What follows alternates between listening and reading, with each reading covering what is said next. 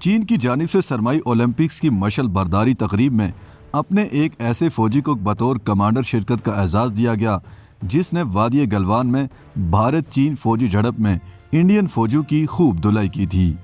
جہاں بھارت نے چین کے اس فیصلے پر اظہار ناراضی کیا ہے، وہیں دفاعی تجزیہ کار اسے چین کی جانب سے سرحدی تنازع میں بھارت پر اپنی برتری کے اظہار کا ذریعہ قرار دیتے ہیں۔ 4 فروری کو شروع ہونے والے بیجنگ سرمائی اولمپکس کے ٹارچ ریلے میں شامل ایک چینی فوجی کی ویڈیوز اور تصاویر چینی میڈیا کافی نمایاں طور پر پیش کر رہا ہے۔ یہ چینی فوجی پیپلز لبریشن آرمی کے ریجمنٹ کمانڈر قی فاباؤ ہیں، جو بھارت اور چین کی فوج کے مابین سال 2020 میں سرحدی علاقے گلوان میں ہونے والی فوجی جھڑپ میں شامل تھے۔ اس جھڑپ میں بھارت کے کم از کم 20 جوان مارے گئے تھے، جبکہ چین نے بھی اپنے 4 جوانوں کی موت کی تصدیق کی تھی۔ چین کے سرکاری روزنامہ گلوبل ٹائمز نے قی فاباؤ کو ایک ہیرو قرار دیتے ہوئے بتایا کہ وہ اولمپک ٹارچ ریلے میں شامل 1200 مشعل برداروں میں سے ایک تھے۔ اخبار نے لکھا کہ فاباؤ بھارتی فوج کے ساتھ جھڑپ میں زخمی ہو گئے تھے اور ان کے سر پر چوٹیں آئی تھیں۔ بھارت نے بظاہر 4 فروری سے شروع ہونے والے بیجنگ سرمائی اولمپکس کے حوالے سے اپنی آنکھیں بند کر لی ہیں اور علامتی طور پر اس کا صرف ایک کھلاڑی ان کھیلوں میں حصہ لے رہا ہے۔ مقبوضہ جموں و کشمیر کے اسکائر عارف محمد خان بھارت کی نمائندگی کریں گے۔ نئی دلی حکومت کے کسی اعلیٰ سطح کے رہنما نے مغربی ممالک کی جانب سے اس ایونٹ کے سفارتی بائیکاٹ میں شامل ہونے میں کوئی دلچسپی نہیں دکھائی۔ یہ اس لیے بھی زیادہ حیرت کی بات ہے کیونکہ چین نے اولمپک مشعل برداری کی تقریب کے لیے اپنے ایک ایسے فوجی کا انتخاب کیا تھا جس نے سرحدی کشیدگی کے نتیجے میں بھارت کے ساتھ وادی گلوان میں دہائیوں بعد ہونے والی خونی جھڑپ میں حصہ لیا تھا۔ واضح رہے کہ بھارت آخری لمحے تک بیجنگ اولمپکس کے سفارتی بائیکاٹ سے باہر رہا۔ اس لیے 4 جنوری کو یہ ایک اہم واقعہ تھا جب نئی دلی میں وزارت خارجہ نے اعلان کیا کہ گیمز کی افتتاحی یا اختتامی تقریبات میں کوئی بھی بھارتی نمائندہ موجود نہیں ہوگا۔ خیال رہے کہ امریکہ اور کئی دیگر مغربی ممالک نے چین کی جانب سے انسانی حقوق کی مبینہ خلاف ورزیوں پر اس ایونٹ کا سفارتی بائیکاٹ کر رکھا ہے۔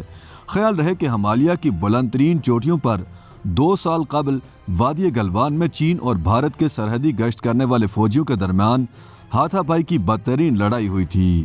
اس متنازع سرحد پر دونوں ممالک کے فوجی عام طور پر آتشی اسلحے کا استعمال نہیں کرتے تاکہ تنازع کو بڑھنے سے روکا جا سکے۔ اس جھڑپ میں 20 بھارتی فوجی ہلاک ہوئے تھے جبکہ چینی فوجیوں کی ہلاکتوں کی تعداد 4 تھی۔ 15 جون 2020 کی اس جھڑپ کے بعد سے دونوں فریق اس سرحدی تنازع میں الجھے ہوئے ہیں اور عمومی پرامن سٹیٹس پر واپسی کے لیے دونوں ممالک کے درمیان اعلیٰ سطحی فوجی مذاکرات کے 1 درجن سے زیادہ دور ہو چکے ہیں، لیکن ان میں کوئی خاص پیش رفت نہیں ہو سکی ہے۔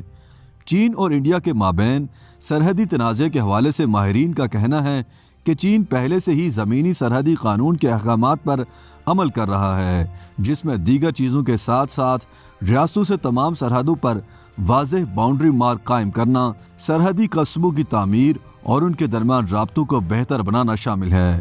اس حوالے سے چین نے تازہ قانون سازی بھی کی ہے اور نئے قوانین چینی سرحدوں کی حفاظت اور دراندازوں کے خلاف ہتھیاروں کے استعمال کے لیے مزید فوج اور پولیس کی تعیناتی کی اجازت دیتے ہیں۔ اگرچہ یہ قوانین ان تمام 14 ممالک پر لاگو ہوں گے جن کی چین کے ساتھ زمینی سرحدیں ملتی ہیں، لیکن اس کے دائرہ کار نے بھارت کے لیے خاص طور پر خطرے کی گھنٹی بجا دی ہے۔